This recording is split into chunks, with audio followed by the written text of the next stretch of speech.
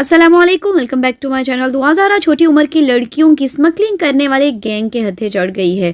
वालिद दुआ ज़हरा के जो मेहदी अली काज़मी हैं, उनको गैंग की धमकियां। आज की इस वीडियो में उनका एक्सक्लूसिव इंटरव्यू भी आपके साथ शेयर करेंगे। इसके अलावा पूरे पाकिस्तान की पुलिस, चारों सूबों की पुलिस जो है वो एक माली ज़हीर अहमद को क्यों नहीं ढूंढ पा रही, आखिर क्या वजह है कि एक मामूली से शख्स को जो है वो ढूंढना इतना मुश्किल हो पा रहा है, जहां पर ये कहा जा रहा है कि एक सादा पसंद की शादी है। अगर पसंद की सिंपल सी शादी है तो चारों सूबों की पुलिस मिलकर क्यों नहीं ढूंढ पा रही ज़हीर अहमद को। अगर इसके पीछे कोई भी गैंग शामिल नहीं है, अगर ये आम एक निकाह है, तो अभी तक ज़हीर अहमद को ढूंढ लेना चाहिए था।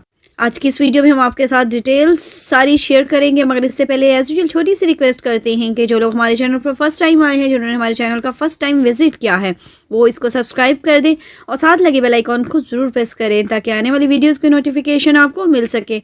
और वीडियो पसंद आए तो लाइक ज़रूर कीजिएगा। आखिर दुआ ज़हरा जो है किस गैंग के हाथों चढ़ी है कि तीनों सूबों की पुलिस भी मिलकर दुआ ज़हरा को बाजियाब नहीं करवा पा रही या नहीं करवाना चाह रही। आप देख लें, Sindh police, Punjab police, KP की पुलिस और अब आज़ाद कश्मीर की पुलिस के छापे मारने से पहले ही मुखबिरियाँ कर दी जाती हैं।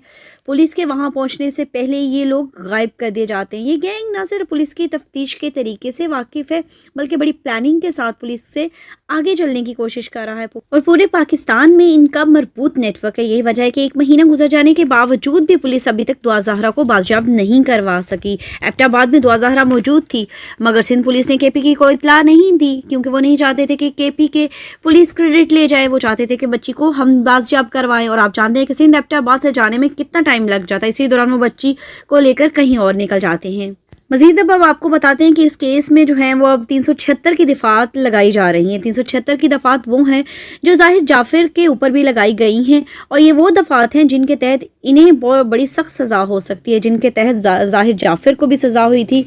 और अगर ये साबित हो गया कि ये कोई गैंग है और निकाह भी जाली है, तो बहुत ही संगीन नौइयत की सज़ा हो सकती है। ये दफ़ात जो है वो ज़ना की दफ़ात हैं और इसमें ज़हीर जाफ़िर को जो है वो सज़ाए मौत भी हो सकती है। अब मज़ीद इंकशाफात आपके साथ बताते हैं जो हुए हैं, जो गिरफ़्तारियाँ हुई हैं और मज़ीद जो बातें सामने आई हैं वो यही है कि मेन कल्प्रिट जो है वो अब सामने आ चुका है। बड़ी अहम शवाहद हाथ लगे हैं और ये पूरा प्री प्लांटेड मंसूबा था, जिसमें दुआ ज़हरा को ट्रैप करना, ऑनलाइन गेम के ज़रिए इससे दोस्ती करवानी, और ये तमाम तर मामलात जो थे वो इसके अंदर शामिल थे। अब बकौल वकील साहब के अब हवेली, लखा और तौंसा के इलाके से कुछ मुल्ज़िमान गिरफ्तार हुए। उन्होंने जो इंकशाफात किए हैं वो मैं आपको बताती हूँ। उन्होंने कहा है कि ज़हीर को उन्होंने अपना फ्रंट मैन रखा हुआ था इस तरह के कामों के लिए। ज़हीर बेट यानी शिकार के तौर पर था। पीछे इसके काफ़ी बड़े बड़े लोग हैं, पूरा एक गैंग है। इस गैंग के पीछे काफ़ी लोग गिरफ्तार भी हो चुके हैं, जिनमें से ज़हीर का चचा भी शामिल है। गिरफ्तार लोगों के बारे में जो इंकशाफात सामने आए हैं वो ये कि इन लोगों के खिलाफ ऑलरेडी FIRs हैं। इनके बारे में ऐसी डिटेल्स निकली हैं जिनसे पता चलता है कि ऐसी छोटी बड़ी कार्रवाइयाँ पहले भी कर चुके हैं, जैसे बच्चियाँ वगैरह हॉस्पिटल से अगवा वगैरह करना। ये काम करने के लिए इन लोगों ने ज़हीर को भी इस्तेमाल किया और ज़हीर अपनी खुशी से इस्तेमाल हो रहा है। ये इसकी मोहब्बत नहीं थी दुआ ज़हरा के लिए। दुआ ज़हरा को बेवकूफ़ बनाया गया है, उसे इस्तेमाल किया गया है। दुआ जैसे बच्चियों को ऐसे इस्तेमाल किया जाता है। हम अब आपको जो है वो दुआ ज़हरा के फादर का जो एक्सक्लूसिव इंटरव्यू है, जो अभी रिसेंटली आज उन्होंने दिया है, वो सुनवाते हैं। चलाएं पहले वो इंटरव्यू सुन लें। मैं सबसे पहले तो आपको ये बता दूं कि बहुत सारी चीज़ें ये जो सिनारियोज क्रिएट हुए इसके अंदर निकलती चली गई, प्लस इन्वेस्टिगेशंस जो हैं वो उसके अंदर बहुत सारी बातें आई। उसके बाद सबसे पहले जो आपको ये बताएं कि जिस तरीके से इन्होंने इस केस को प्लान किया, वो सब चीज़ें इनकी इम्प्लीमेंटेशन, इनकी हर स्ट्रेटजी, जो हर चीज़ को ये जिस तरीके से लेके चल रहे थे, उससे हमें शक होना शुरू हुआ। अगवा जो थी, बच्ची का अगवा, ये तो मैं पहले दिन से ही बोल रहा था। अब ये जो इस तरफ वो हुआ, तो इन्होंने जिस तरीके से इसे वो किया, और प्लस उसके बाद जो इन्होंने ये चुप होके बैठ गए जिस तरीके से ये करते थे, प्लस उसके बाद इनकी फाइंडिंग्स आनी शुरू हुई। फाइंडिंग्स में बहुत सारी चीज़ों का इंकशाफ हुआ। پھر ایک جو ہے یہ جس جگہ پہ رہتے تھے جو ان کا علاقہ ہے ایکچولی میں اوکاڑا کے اندر، وہ سب پھر یہاں پر ابھی سب سے جو حیرت انگیز بات ہوئی ابھی پریس کانفرنس میں میڈم شہلہ رضا، انہوں نے بھی اسے بریک کیا کہ 20 سال پہلے کسی خاتون کی بیٹی اغوا ہوئی تھی، وہ بیچاری اس وقت اپنی ایفرٹس کر کے چپ ہو گئی کیونکہ اس وقت نہ میڈیا تھا نہ سوشل میڈیا تھا، اور جو ہے وہ بیچارے میرے خیال لوگ بھی ایسے ہی تھے، غریب لوگ تھے، انہوں نے اپنی ایفرٹ اس وقت کے حساب سے کی، لیکن وہ بیچارے چپ ہو کے بیٹھ گئے۔ ابھی جب میری بیٹی کا اغوا ہوا اور اس کے اندر اس کی 26 تاریخ کو جو ویڈیوز آئیں جس میں کچھ لوگ اس کے ساتھ تھے، تو وہ خاتون اس دن میرے گھر پہ آئی اور اس نے کہا کہ یہی علاقہ، یہی محلہ، یہی گلیاں اور یہی لوگ میری بیٹی کو انہوں نے 20 سال پہلے جو تھا اس طریقے سے اغوا کیا تھا۔ یہ گینگ تھا جس کا انہوں نے بھی کنفرم کیا کہ یہ ان کی بیٹی کو بھی دبئی کے اندر اسمگل کرنے کی کیا گیا تھا، اور ان کی اس خالی وہی بیٹی نہیں تھی، ان کے ساتھ اس بچی کے ساتھ میرا خیال ہے اس کی کوئی سہیلی وغیرہ یا کوئی ریلیٹیو لڑکی بھی تھی، یہ سیم ایج گروپ 14 سال 15 سال پروفیشنلی امپلیمنٹ کیا۔ آنکھوں میں دھول جھونکی، ایون میڈیا کی آنکھوں میں دھول جھونکتے رہے، یہ پولیس کی آنکھوں میں دھول جھونکتے رہے۔ اس کے بعد آپ دیکھیں جب ان پہ پریشر ڈیولپ ہوا، کیونکہ یہ شاید یہ سمجھ نہیں پائے تھے جس طریقے سے ایک عام بچی اغوا ہوتی ہے، انہوں نے اسے بھی ایک عام ہی سمجھا اور انہوں نے سوچا کہ شاید اس میں بھی زور زبردستی نہیں ہوگی، زیادہ ان کی دوڑ بھاگ نہیں ہوگی اور یہ بچی کو بھیج دیں گے۔ لیکن اس دفعہ انہوں نے ان کی میں کہہ سکتا ہوں کہ شاید ان کا برا وقت آ گیا تھا۔ میں نے سٹینڈ لیا، میں کھڑا ہو گیا اور میں نے پھر اس کے بعد شور مچایا۔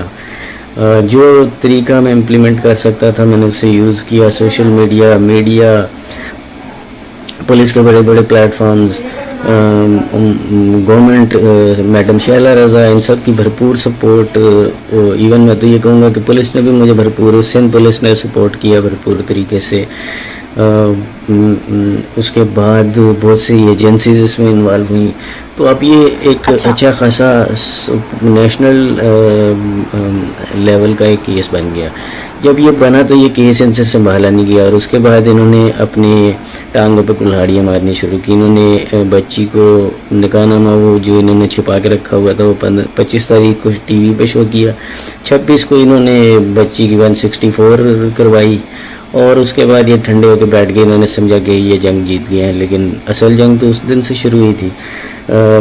پھر ہم نے یہ ساری چیزوں کے اوپر کھوج لگانے شروع کیے، ان گینگز کے پیچھے، ان کے علاقے، ان کے پیچھے مزید سختی کی، ان کے پیچھے گھیرا تنگ کیا۔ سندھ پولیس وہاں گئی، دوبارہ بھیجی گئی، کورٹ کے سخت آرڈر آئے، بہت سے بندے انوالو ہوئے۔ اب دیکھیں پنجاب یونیورسٹی کے اندر ان کی جڑیں پائی گئیں۔